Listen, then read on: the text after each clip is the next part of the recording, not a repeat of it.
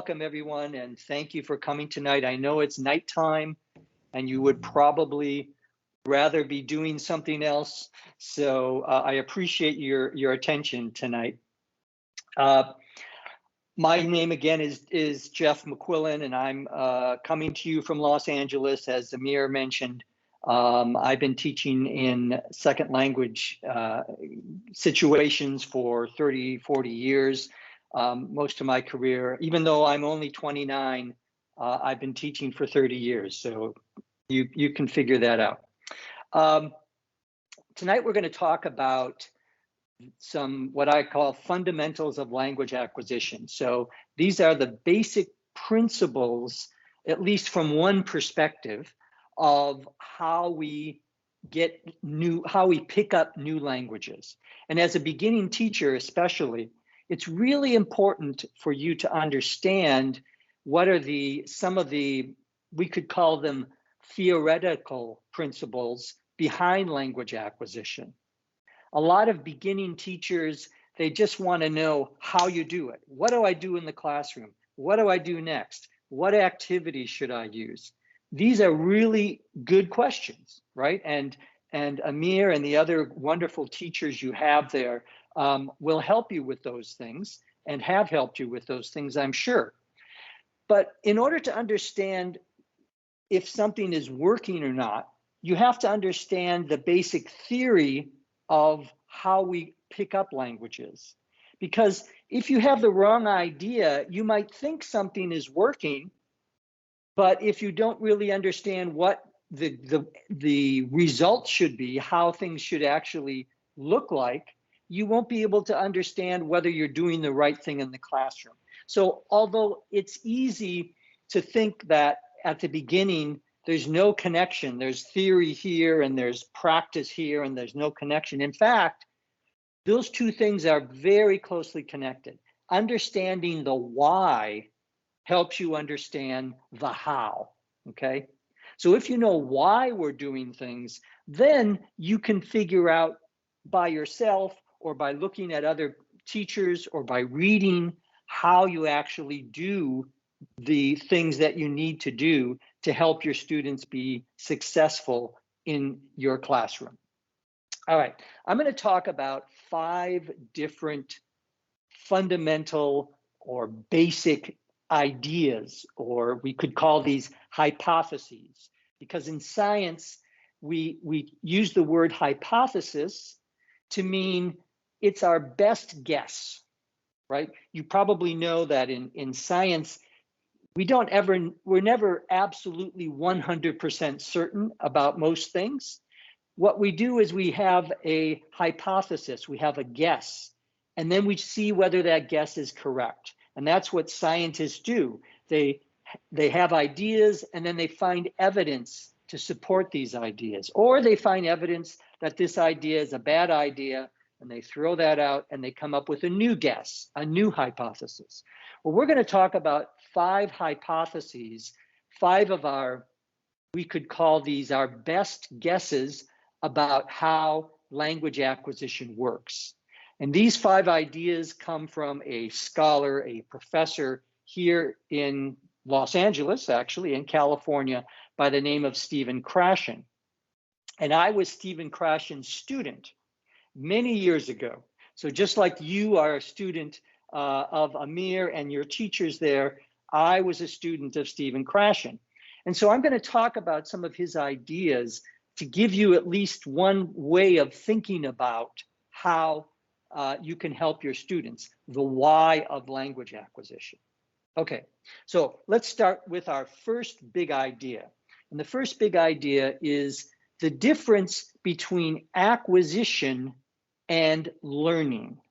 Now, these are terms that are, we could call them technical terms in English, because we're going to use them in a very specific way. When people talk about language learning, they mean a lot of different things. But I'm going to give these 2 words, acquisition and learning, some very specific, we could call them technical definitions. When I say learning, I mean conscious knowledge of language. You see, your brain has two different ways of storing language information. Inside of your brain is a part of your brain that is we say dedicated or is made for acquiring or picking up languages, okay? So knowledge is stored in your brain in two different ways. One way is what we call learning, and learning is conscious knowledge. So conscious knowledge is knowledge that you can write down. These are the rules that you study in grammar. For example, in English, the plural is usually formed by adding an S at the end of a word. So I have one cup, and I have one glass, and I have two drinking vessels, all right? Two things I can drink from. The two vessels has an S at the end. I have one pen, two pen, I have two pens, right? Okay, this is easy, right? You all know that. This is very easy, basic English. But that knowledge that you form a plural, that you create the plural with an S, is conscious knowledge. You can study it, you can write it down. It's something that usually you study in a language class when you're studying rules of grammar, for example, or rules of punctuation. Okay, so language has lots of rules, and you can study some of these rules consciously. But there's another kind of knowledge that your brain holds. There's conscious knowledge, but there's also unconscious knowledge. Unconscious knowledge is knowledge that's it's in your brain, but you don't necessarily know it's there, and you don't necessarily understand why you understand it. For example, if you're a little baby, when little babies are born, right? Their mother speaks to them and their father speaks to them, and the baby eventually starts acquiring language. The baby is not getting conscious knowledge. The mother is not saying, okay, Amir, S is the way that we add to what we add to the end of the word to form a plural. No, right? You don't teach rules to a little baby. You just talk to the baby, okay? And the baby acquires language unconsciously. The baby doesn't study. You don't give a baby a grammar book and say, study these rules and I'll test you tomorrow. No, right? All of us, when we were born with our mothers and fathers, we acquired language unconsciously. In fact, you have so much language that you don't even know the rules that you know, right? If I asked you, if you go and ask somebody, well, why in English do we use this rule versus that rule? Most people don't know, but they can understand it and they can speak it, they can write it, they can use it 100% correctly without knowing any of the rules, okay? So two ways of knowing language. Learning, conscious. It's something that you can study, something you can write down. Usually you do this when you get to school. So when you went to school, when you were a younger child, when you were, I don't know, when you start school, 5, 6, 7 years old, the teacher maybe taught you some rules of Persian, rules of your language, right? But you already knew a lot of Persian before you got to school, right? That kind of knowledge that you knew before you got to school is what we call acquisition. It's unconscious knowledge. So there are these two separate ways of knowing language, unconscious and conscious. Acquisition and learning. Okay, we all agree that you have these two kinds of knowledge.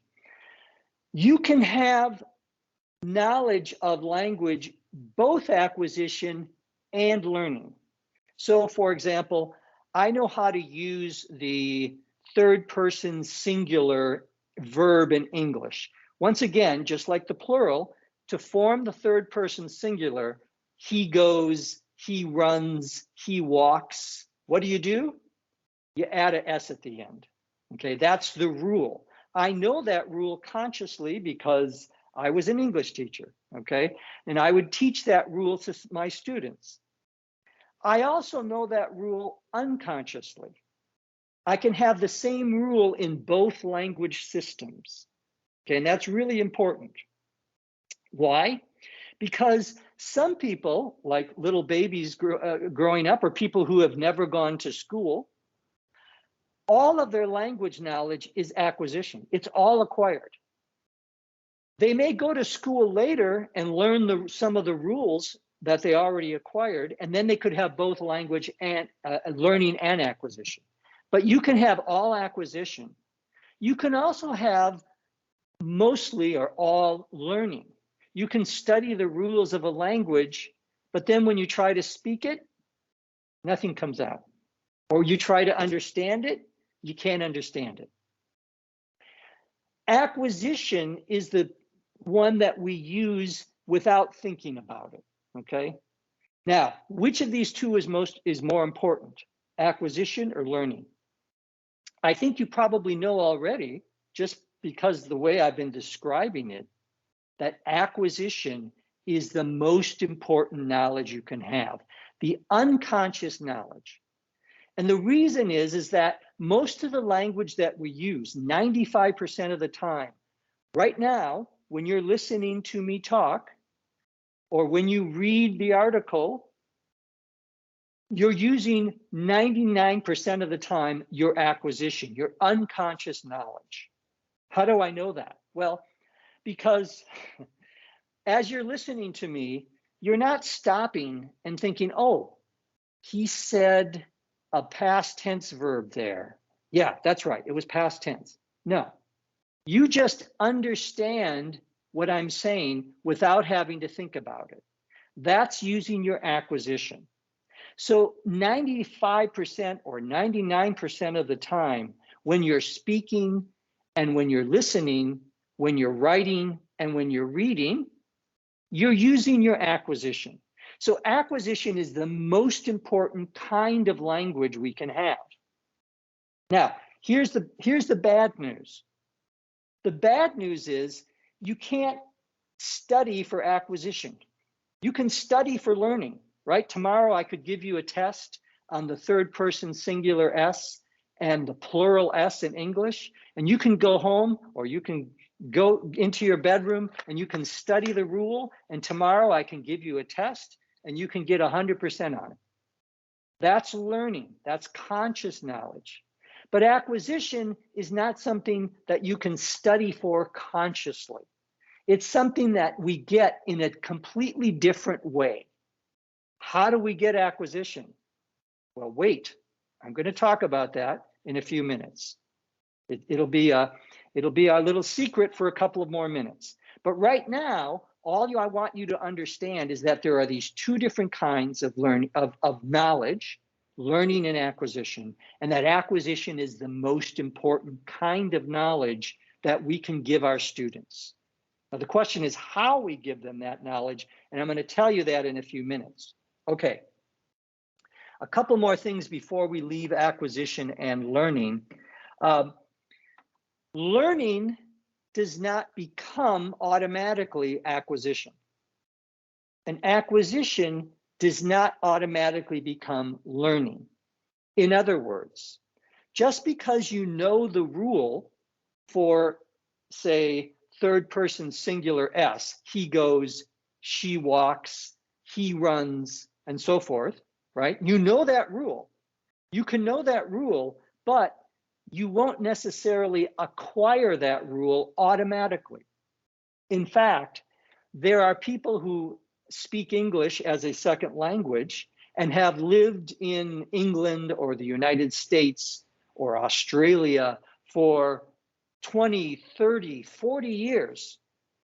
And still, after 30 years, when they speak using their acquisition, using their unconscious knowledge, they make a mistake on the third person singular S. How is that possible? They know the rule. If you ask them, What's the rule for the third person singular S? They know it. They know the add an S. But when they actually speak, or perhaps when they're writing an email, they get it wrong. Now, why do they get it wrong? I'm going to tell you that in our next big idea, okay? But for now, understand that just because you study over and over and over and over again does not mean it's going to become acquisition. Why? Because these are two separate systems in your brain. These are two different ways of knowledge.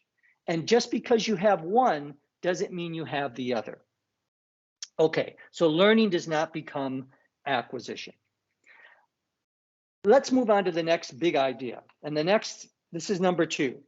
The next big idea is something called the natural order hypothesis. Now, we just talked about the third person singular S, right? He runs, she runs. And I said that you can know that rule consciously, but you may not acquire it. Now, why do some people never acquire that rule?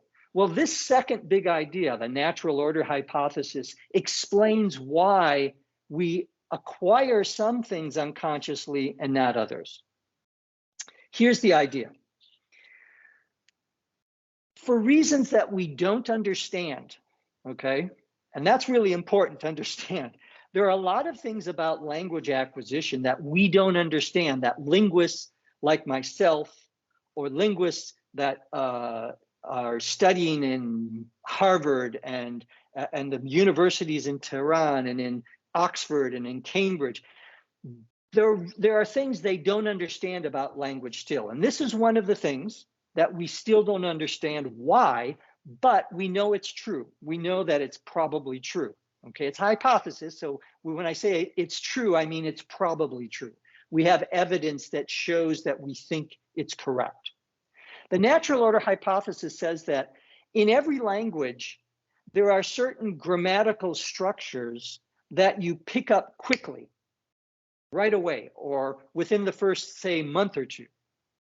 And there are other grammatical structures that we pick up after a long time.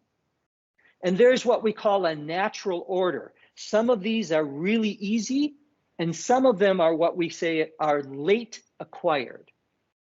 Now, let me clarify. Let me say, we're talking now about acquisition. We're not talking about learning. You can learn the rules of English in any order you want. You could start with the past tense rules. You could start with the present tense rules. You could start with the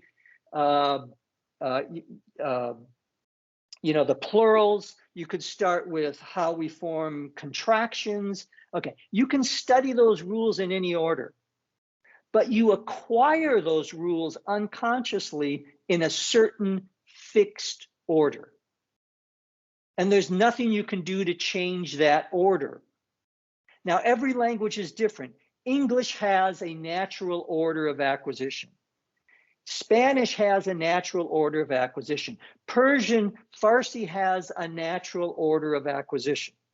We don't actually know the exact order, but we know that there are some things that are quickly acquired by your brain and some things that take a long time. We don't know why. I'm sorry. I wish we knew why, but we don't know why.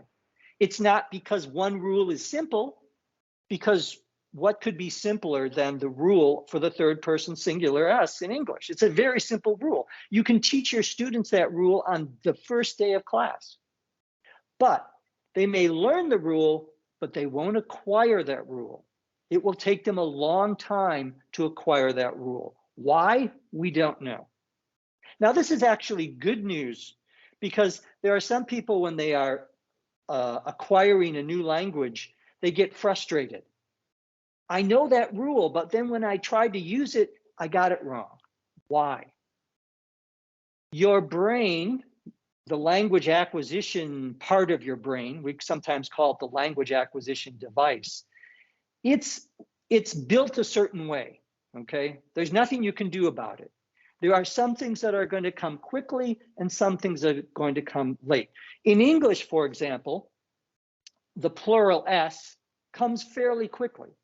So does the ing form. So I am walking. W-A-L-K-I-N-G. That I-N-G, the use of what's called the present progressive, that is acquired fairly quickly by acquirers. The third person singular S could take forever. You could never get it. Okay, some people never get it. They never acquire it unconsciously. So we don't know the reason why, but some things the brain seems to pick up very quickly, and some things the brain takes a long time to pick up. So don't worry. If there are things that you still aren't able to use automatically in English, that's okay. That's not because you're doing something wrong. And it's not something you can go home and study for. You can't memorize those rules. It won't make any difference. It just takes a while for things to be acquired. We don't know why it happens, but we do know that it happens. And it happens basically for the same order for everybody who acquires English. Now, again, the orders are different in different languages, right? So Farsi has a different order. I have no idea what it is, but it has an order, but it's different from English, okay? The most important thing you understand is that this order exists, okay? That it's there and that we know that it's there and that some things are easy and some things are late. English, because it's so popular around the world, is probably the most studied language of any language currently spoken, right? Because there are millions of people who are interested in English, and so lots of professors, lots of scholars, lots of researchers have studied English. But even they don't know why some things are acquired early and some things are acquired late. So don't worry about it. You're not going to figure it out either, but that's okay. All right. So that's our second big idea. Remember, this big idea about what's called the natural order is only for acquisition. We're talking about unconscious knowledge. I want to stress that, not conscious knowledge. You can study rules in any order and you can get 100% on the test. But acquisition is different.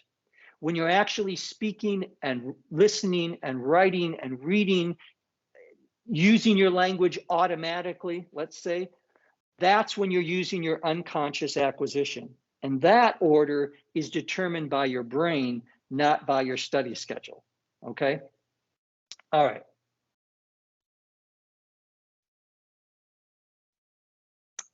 Big idea number 3. How is learning related to the way that we use language? We just talked about the natural order of acquisition. Now we're going to talk about the third big idea, which is sometimes called the monitor hypothesis. I don't know if you know that word in English, monitor, M-O-N-I-T-O-R. To monitor means to watch, to look at something, and maybe to make changes depending on what is happening. So we have an expression in English, monitor the situation. To monitor the situation means to look at it, see if it's going right. If it's not going right, you go in and you fix it. In your classroom, when you begin teaching, if you haven't begun teaching yet, when you get in front of your students, you have all these lovely students standing in front of you, right? And you're starting to teach your class, and you notice that there are a couple of students in the back of the class who are talking. Oh, that's bad, right? You as the teacher, you're monitoring the classroom. You're looking at the classroom, and if you see somebody talking and you're talking at the same time, and you want them to listen, you stop and you go, excuse me, could you listen? I'm saying something now, you can talk later, okay? That's monitoring your classroom. You're looking at your classroom and you're figuring out what's going on, and you're correcting or making changes based on what you see. Okay, that's the verb to monitor, okay? Now, the third big idea is called the monitor hypothesis. And here's what it does. You've got this conscious knowledge in your brain, right? it's called learning, and you study the rules, you know the rules, and so forth. How do you use that learning in when you actually go about speaking, listening, reading, and writing? Well, the monitor hypothesis answers that question for us. And I'm going to use a little visual here, very low tech, okay?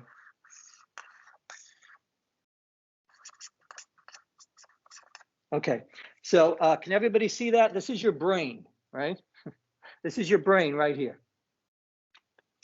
Now,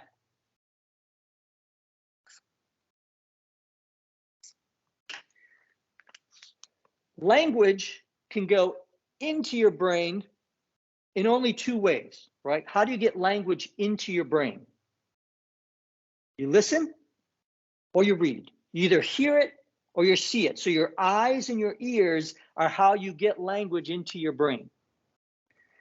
How do you get language out of your brain?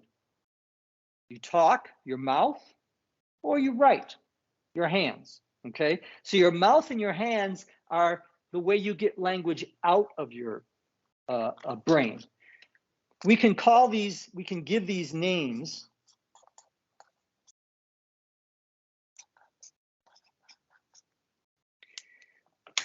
Language that goes into your brain is called input, and language that goes out of your brain is called output, okay?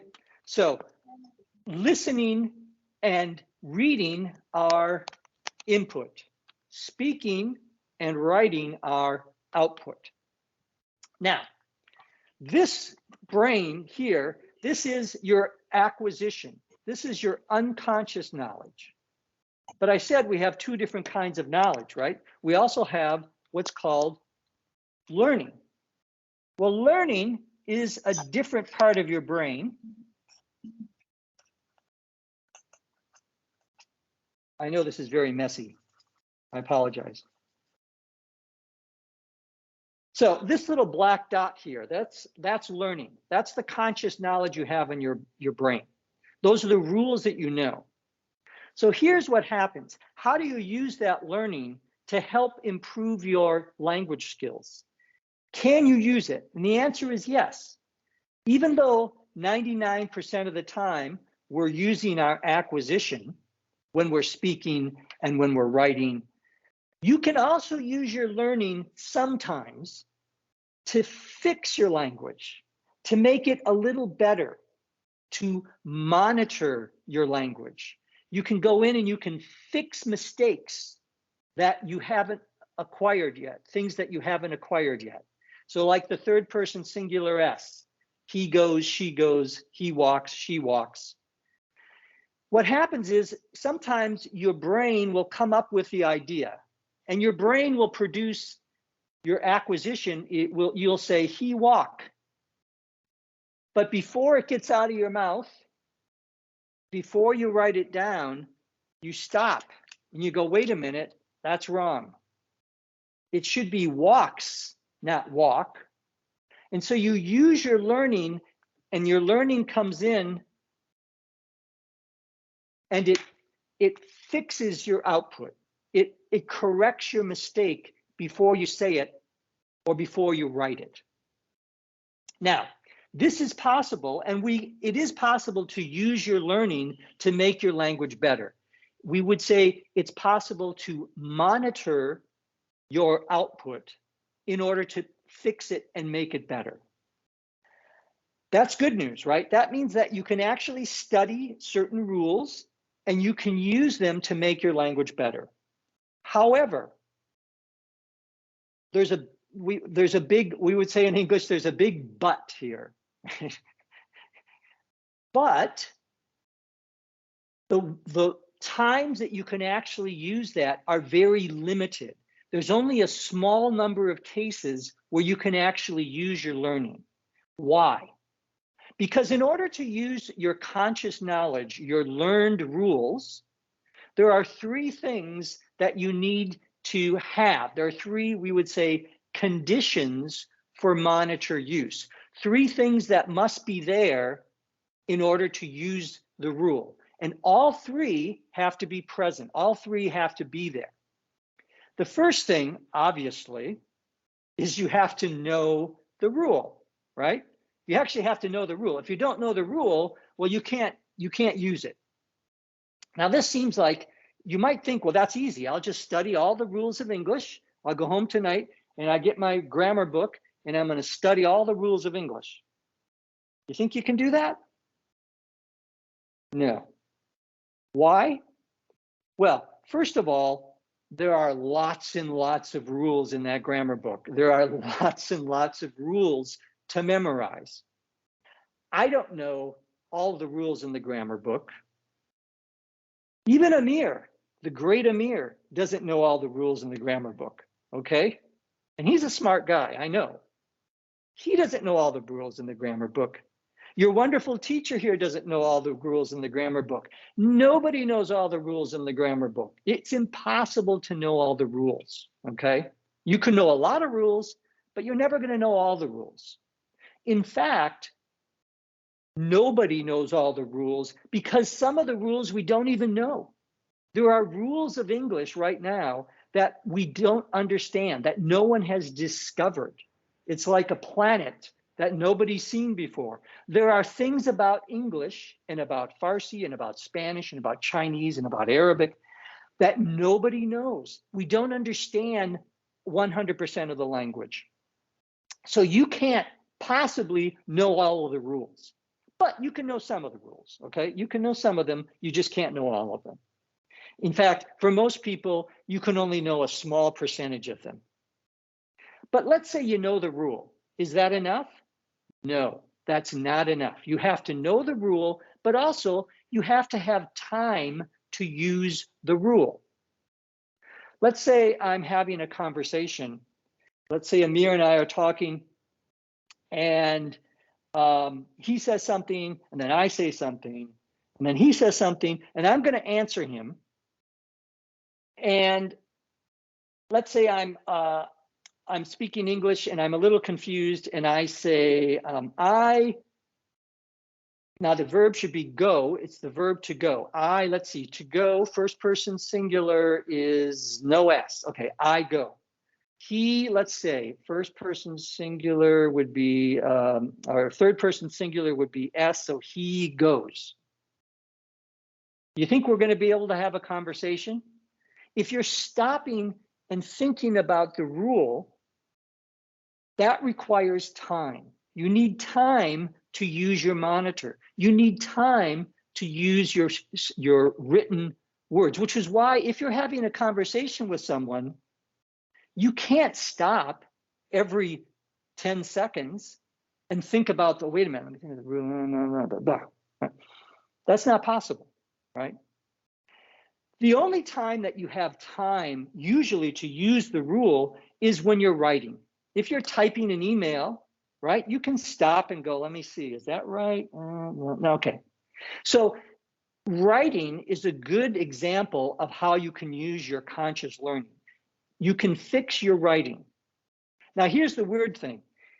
Even though you know the rule and you have time to use it, most people don't use the rule, even when they have time.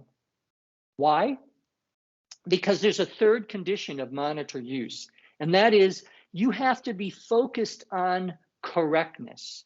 You have to be focused, your mind has to be focused consciously on how you're saying something rather than why or what you're saying. You have to be focused on how you're saying it rather than what you're saying. And that is something that most of us have a great difficulty doing. Most of us are very interested in meaning. You want to understand what a person is saying. And so when you're talking, when you're communicating, you're focused on what you're saying.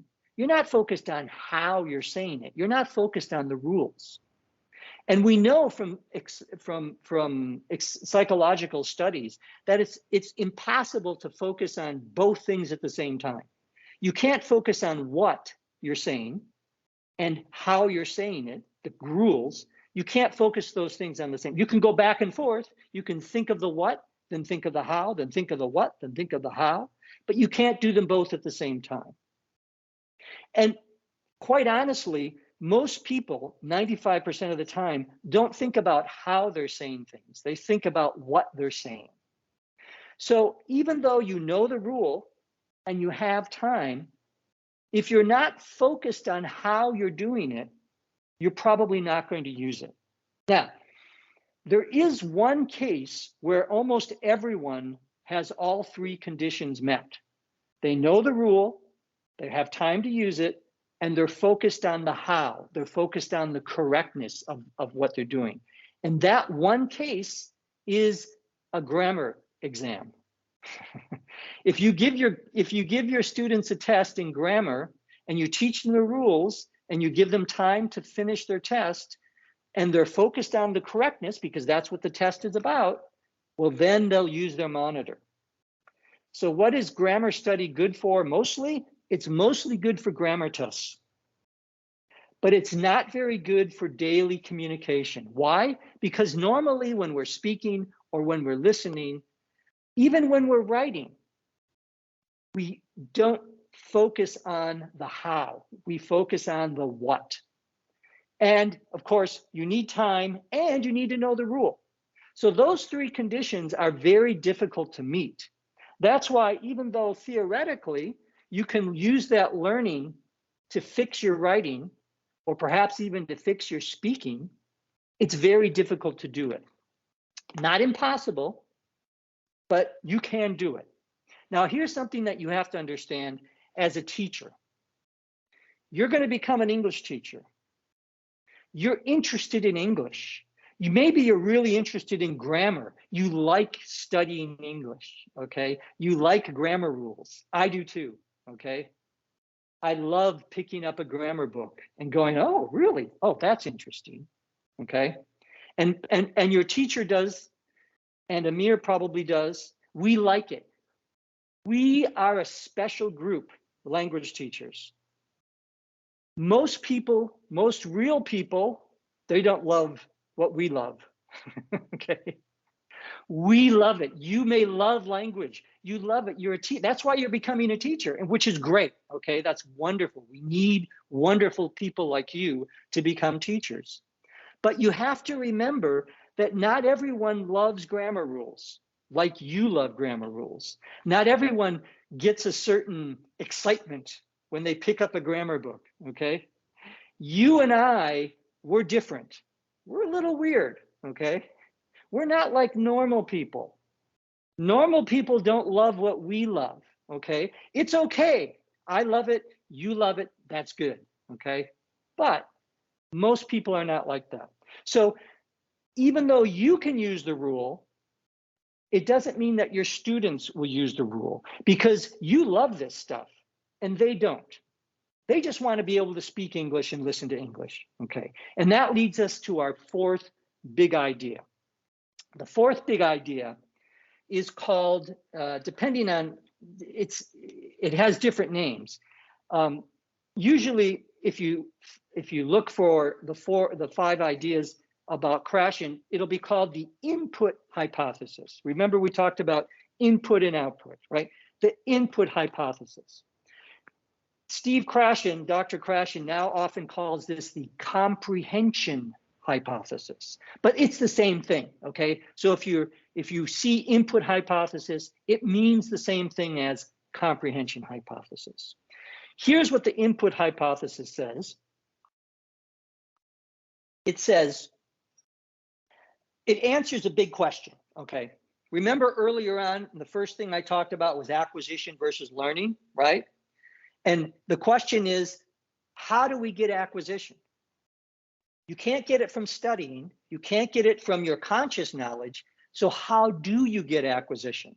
This is the most important question to answer tonight in this talk. How do we get acquisition?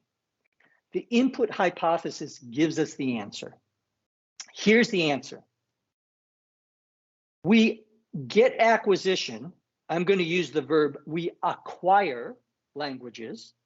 Acquisition comes from the verb to acquire, to get, okay? To acquire means to get. We acquire languages by getting comprehensible, understandable English, understandable language. If we can understand the language, we're going to acquire the language. We're going to understand, we're going to get it. We're going to get it into our acquisition. Acquisition comes from comprehensible input. Now, what is input? I've already talked about input, right? There are two kinds of input. Where's my?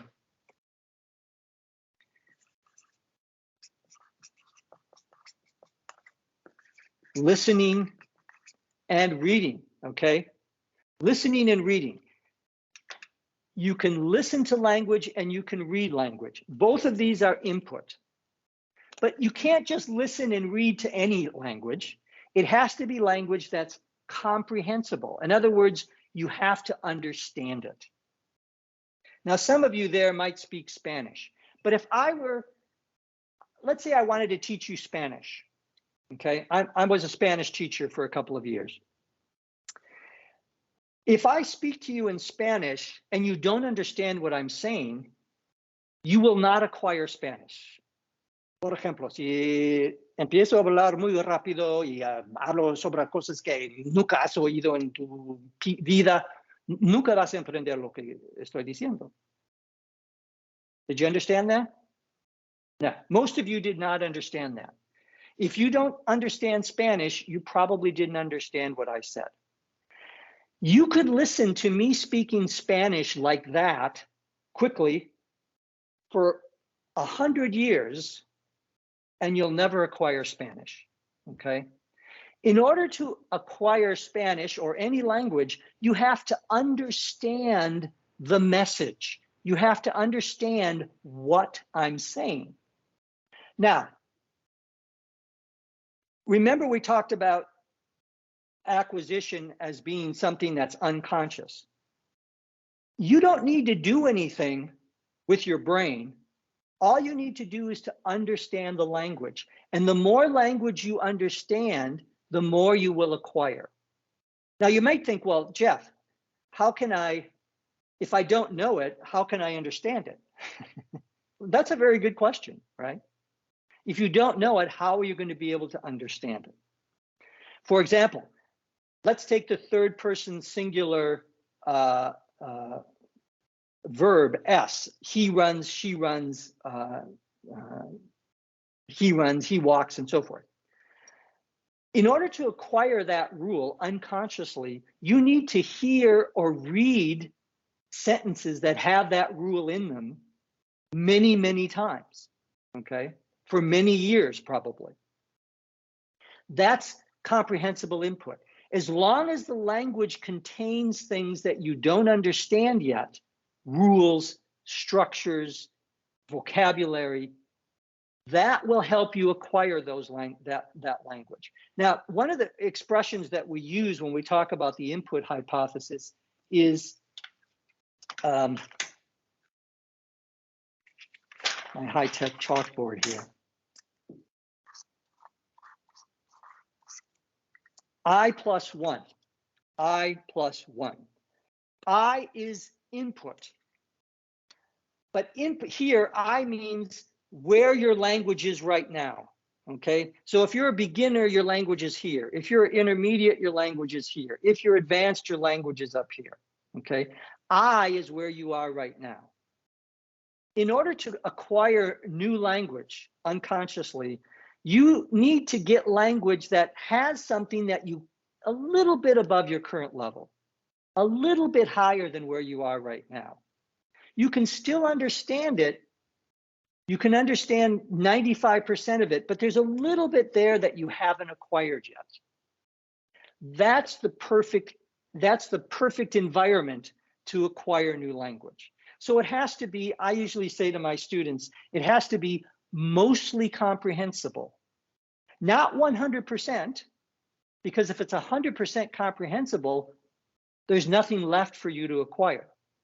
Let me give the example here of vocabulary. Let's say you're reading a sentence and you understand 9 of the 10 words in the sentence, but there's one word you don't understand.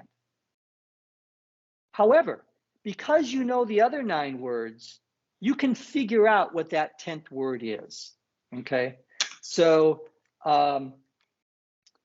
let's say the word is, I'm going to make up a word, okay?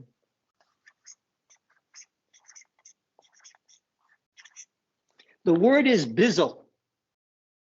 Bizzle. It's not a real word, okay? I just made that word up. I invented that word, okay? Bizzle. But let's say you're reading a sentence. Today I got into my bizzle and I started driving. And I drove down the street and I stopped and I turned my bizzle off and I opened the door and I got out of my bizzle and I went into the store. What is a bizzle? It's a car, right? It's an automobile, or maybe it's a truck. Okay? It's something that you drive. Now, you didn't know the word bizzle when I started that sentence, when I started that example. I just taught you a new word that's not a real word, bizzle. How did you figure it out? I gave you comprehensible input. I gave you language that you can understand, and you use that language to understand the part that you didn't know before. That's what the comprehension hypothesis, the input hypothesis, is all about. We acquire language when we can understand most of the language that we're getting, but there's still a little bit we perhaps don't understand. You want to make that ratio like 95% to 5%, okay? You want to give students language that they can mostly understand. Now, how do you get them to understand it? We'll talk about that in a second, okay? But just for now, the principle you have to understand here is that we acquire languages, we get language into our acquisition system by understanding messages, by understanding language. Now, you don't speak Spanish, most of you, right? You don't speak Spanish. But I could teach you Spanish right now. I could say, hola, me llamo Jeff. Me llamo Jeff. ¿Sí? Este es mi mano. Es un mano. ¿Sí? Tengo dos manos. ¿Sí? Un mano, dos manos. Dos manos. Un mano, dos manos. Manos. Okay. Did you understand that? I hope so. If you understood what I just said, you did everything you need to do to acquire Spanish. All you have to do is understand the input, comprehensible, understandable input. That's what we want to do for our students. We want to present language in such a way that it's new, but it's understandable. They can understand what we're saying. That's what you want. You want to be comprehensible. You want your classroom to be full of comprehensible input, understandable language. If you do that, and you keep providing more, a little bit more difficult, a little bit more difficult, a little bit more difficult, eventually, slowly, okay, it takes time, slowly, your students will start to get better. They'll start to acquire the language unconsciously, and they won't even know it. They'll come to class maybe 2 or 3 weeks after you start, or a month after you start, or maybe 2 months after you start, and maybe they'll start to say 1 word or 2 words, okay? It's just like a little baby, right? A little baby, when a little baby's born, mother talks to it, hopefully the father talks to it, okay? Brother talks to it, sister talks to it. What does the baby say? Da, ba, na, na, na, na, na. Right? Nothing. The baby can't say anything yet, but the baby is listening. The baby is acquiring language. And maybe 8 months or 12 months or 14 months later, all of a sudden, the baby will say, Mama, Papa. I'm not sure what is in Farsi, probably something like Dada or Papa, something like that, okay? And the baby will say, you know, milk, want milk, right? The baby starts out very slowly, but during that 14 months that the baby was listening, the baby was acquiring, okay? The brain is working all the time, okay? As long as you're hearing language or reading language, your brain is working. You don't even know it's working, but it's working. And if it's getting language it can understand, which is why when you talk to a baby, right, you don't go, okay, now, Amir, what do you think about the weather today? It's kind of cold out, isn't it? No, you probably don't say that. You say things like, ball. Want the ball? Ball. You use easy language. Same for your students. Your students are like little babies, okay? They don't have anything in their acquisition. So you need to move slowly with them when you're providing comprehensible input. Also, just like a baby, it will take time before they're able to, we would say, produce output spontaneously. Remember we talked about input and output, right? Output, this side, that's speaking and writing. It takes time. There's what we call a silent period, a period between the time that you first start hearing language and the time that you're able to produce language spontaneously, automatically, without thinking about it. That silent period can take a long time depending on how much input. For a baby, it takes somewhere between, I don't know, 7, 8 months and maybe 15 months. Sometimes there are some little children that don't talk until they're 2 years old, or even 2.5, 3 years old. It's unusual. Usually they're talking by, you know, somewhere between 8 and 15 months, but sometimes it can take a long time. That's okay. Your brain, their brains, the brains of your students, they're acquiring. Don't worry, they're acquiring as long as you're giving them comprehensible input, okay? So there is a silent period and it does take a long time. All right, fifth big idea, and then we're gonna spend a few minutes talking about how you actually give students comprehensible input. Fifth big idea is called the affective filter. Now, let me go back to this diagram here. It's a little messy now. Going to do a new diagram, okay? So this is your brain, and this is input, and this is output, okay? So we have input here and output here. And input is ears and eyes, right? Reading and listening. Sometimes it's possible that some people will read a lot of English or they'll listen to a lot of English, but the brain, and it's comprehensible input, but the brain doesn't acquire it. Why? We think that for some people, there's something called an affective or emotional, if you will, filter. And this filter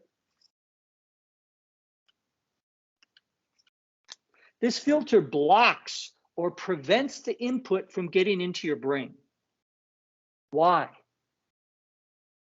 Maybe the person is anxious, they're nervous, or they have what we would call in English low self-esteem. They don't think they're a very good language learner. I'm not very good at this. I'm never going to do well.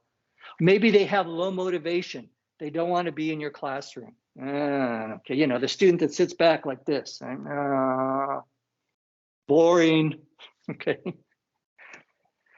There are lots of emotional or affective reasons why someone doesn't acquire the language that might block the input. So you give them lots of comprehensible input, but for lots of different psychological reasons, the input doesn't get into their brain. It doesn't get into their language acquisition device, we would call it. that part of your brain that is dedicated to language acquisition. A big reason, I think, why some students get this affective filter, one reason is sometimes teachers correct them too much. Every time they make a mistake, the teacher goes, oh, no, it's not that, it's this. Well, if I corrected every mistake you made, if you started speaking English to me, what would you do? Stop talking, right? I'm afraid you're going to correct my mistake. Nobody likes to be corrected. You did that wrong, okay? My wife, she's always correcting me. No, you did that wrong. Nobody wants error correction. Nobody wants to be corrected all the time. So as a teacher, you have to remember that. You don't want to, the expression we use, raise your affective filter. You don't want to get your students so nervous and so afraid that they can't even acquire the language, even if you give them good comprehensible input. That's why we want a relaxed environment in your class. You want your students to be relaxed, to be comfortable, to feel safe, okay? Not to feel nervous or anxious, because that's actually going to prevent the language from getting into their brain, okay? A big part of the affective filter, a big part of helping students is getting them to see themselves as part of the club, as part of the group. You know, some of you have hobbies, right, outside of school. Maybe some of you, I don't know, like running, right? I'm a swimmer, okay? I like to swim. I see myself as a swimmer. When I wake up in the morning and I go to the pool, I'm a swimmer. I say to myself, I'm a swimmer. That's who I am. That's part of my identity. That's who I see I am, okay? I'm an American. I'm a Californian. I'm an Irish American. My relatives are from Ireland, okay? All of these things are part of, I'm a man. All of these things are part of my identity, who I see who I am, okay? It's how I identify myself. If somebody says, Amir says, could you introduce yourself? I say, sure. I'm Jeff McQuillan. I'm from Los Angeles. I'm a linguist. I'm an English teacher, okay? Those are identities. Those are things you identify with. You want your students to identify with the group of people who speak English. You want them to think of themselves as English speakers. And that way, you will lower that affective filter. Suddenly, they'll be more interested and more motivated and have less anxiety in your classroom. So you want to create a little club. You are helping your students join the club of English speakers, all right? That's very important. It's important because that helps them acquire language. All right. Now, how do you actually make input comprehensible? Well, I already gave you one example, and that is visuals, gestures, okay? Quickly, slowly, okay? That's a gesture. Facial expressions, happy, sad, right? Visuals, pictures. This is Japanese, picture of a Japanese, I can't see that, can you? There's a Japanese screen, okay? And this is a picture of a Sumerian necklace from Mesopotamia, from the Middle East, all right? I can sit there and I can talk about the picture. Here's a picture. This is called a necklace. A necklace, this is your neck. This is where you wear your necklace, okay? Visuals are very important in making input comprehensible. How fast you talk. Most English teachers talk too fast. Even intermediate English teachers, they talk too fast. When you talk really fast, you can't understand what the other person is saying, and that's really difficult. When you talk too fast, the other person can't understand what you say, and that's really difficult. Don't worry about your students thinking, oh, well, how will I ever understand native speakers? They saw everyone talks really fast, right? Don't worry about that. That will come with time. That will come later. First, you have to get the language into your acquisition. First, the language must be comprehensible. And to be comprehensible, you need to speak slowly, speak clearly, open your mouth, okay? Open the mouth, speak clearly and slowly. Now, you don't have to speak this slowly all the time. No, okay. But for most teachers, when I look at a teacher in their classroom, usually the teacher is speaking too fast. So slow down, don't worry, okay? Your students will understand more if you speak a little bit more slowly. Easy vocabulary, easy syntax. All of learning in general, all of education is taking what you know and relating it to something you don't know. That's education. All education is, here's what I know, here's something I don't know. I use what I know to figure out what I don't know. I apply the knowledge I know to the things I don't know. Just like in the sentence about Bizzle, right? You took the words you knew and you applied them to the word you didn't know. When you're teaching students, you need to teach them something. What? Okay? You need to pick things that they have some background knowledge about. They know something already, and you're going to give them something else. So what do your students know about? Well, it depends on how old they are, right? It depends on where they are. Do your students know something about Iranian geography? I hope so, okay? They study geography in school, right?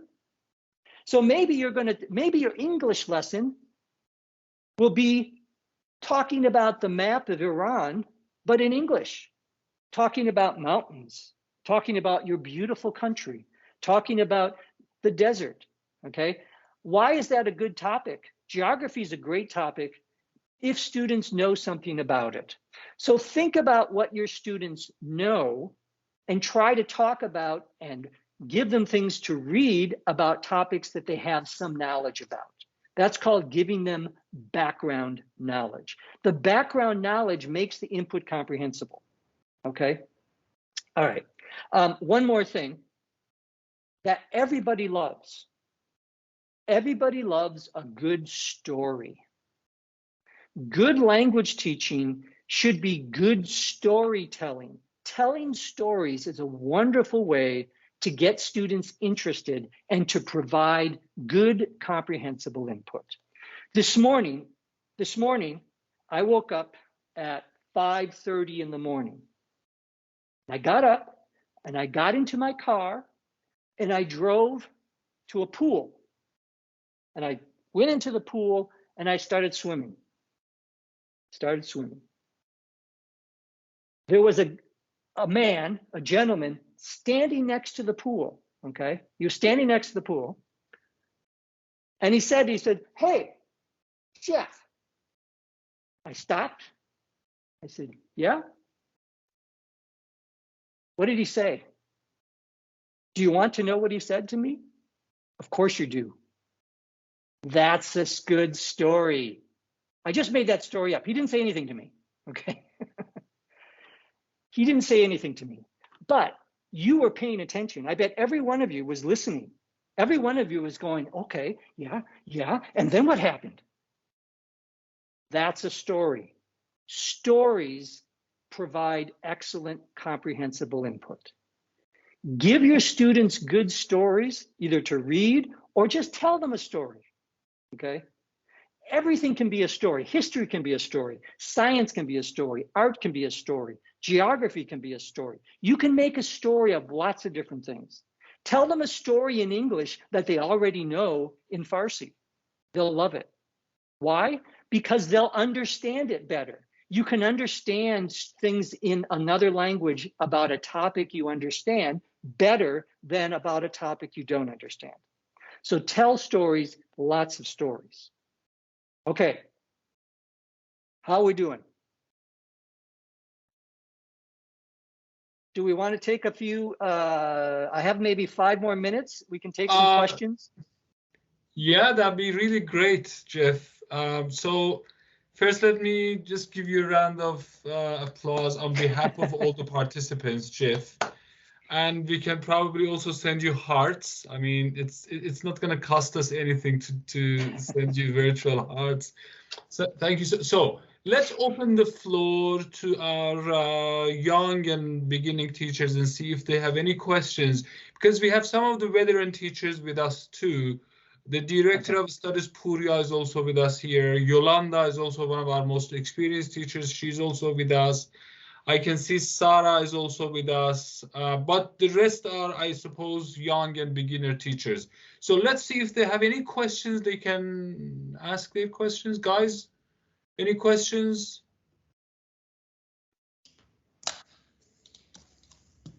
You can unmute yourselves and ask Jeff, or you can just type in the chat box. Okay, let's see.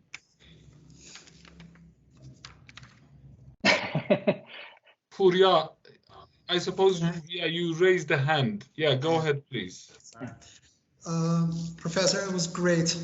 Like always, I greatly appreciate your time. What I wanted to ask you is about natural order hypothesis.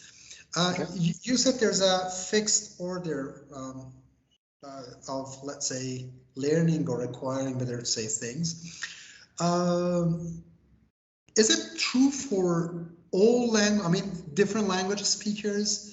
I mean, if we consider English as, let's say, language we want to learn or acquire, this, let's say, natural order is the same in terms of difficulty or things like that for all different languages? I mean, a person who speaks Spanish has the same order of these grammatical points compared to one who has Farsi as his or her native speaker, native language. Yeah, a wonderful, what an intelligent teacher you people have. You should be very thankful. That's a beautiful question. Director of studies. Yeah. Thank you so very much. Thank you. Excellent question. The answer is yes. However, if you speak Spanish and you're learning English, you're going to probably acquire it more quickly than if you speak Chinese or Arabic. But the order of acquisition will still be the same, but you will move through it more quickly. Now, why? Why will someone who knows Spanish move through the order more quickly than someone who knows Farsi or someone who knows Chinese or Indonesian? The answer, you now know, is that if you speak Spanish, you're able to English and Spanish are more close, right, than English and Farsi, which means that the English that the Spanish person hears is more comprehensible. It's easier to get comprehensible input if you speak Spanish and are acquiring English than if you speak Farsi and acquiring English. Why? Because English and Spanish are closer together as languages, right? So I know Spanish, for example. I also know some Italian. I know some French. Okay. Italian is really easy for me. Why? Because it's very similar to Spanish. I went through the natural order in Italian much faster than the natural order in German, even though English is a Germanic language, or the natural order in, say, Chinese. I tried to learn Chinese once. Very, very difficult for me, right? So I'm going to move through the natural order more slowly because I'm getting less comprehensible input than I would if I spoke a language that was, say, closer to Chinese. Okay, so that's the answer to the question. Thank you so much, Jeff. Yolanda, Sarah, and Mohanna, have you got any questions? Or I know Jeff has other commitments coming after this session, so we don't have much time left. Yolanda, Sarah, or Mohanna? Yeah, Yolanda? Yeah. Hi, everybody. Hello. Dear professor, it was great, very fruitful. I just wanted to say that this is not just me. This is my daughter and I who are listening to you. Yeah. Ava is here. She's 15. She's just enjoying the meeting. Thank you so much. It was very fruitful. Thank you. Well, thank you, Yolanda, and hello to your daughter as well. That's wonderful to hear. Yes. Here.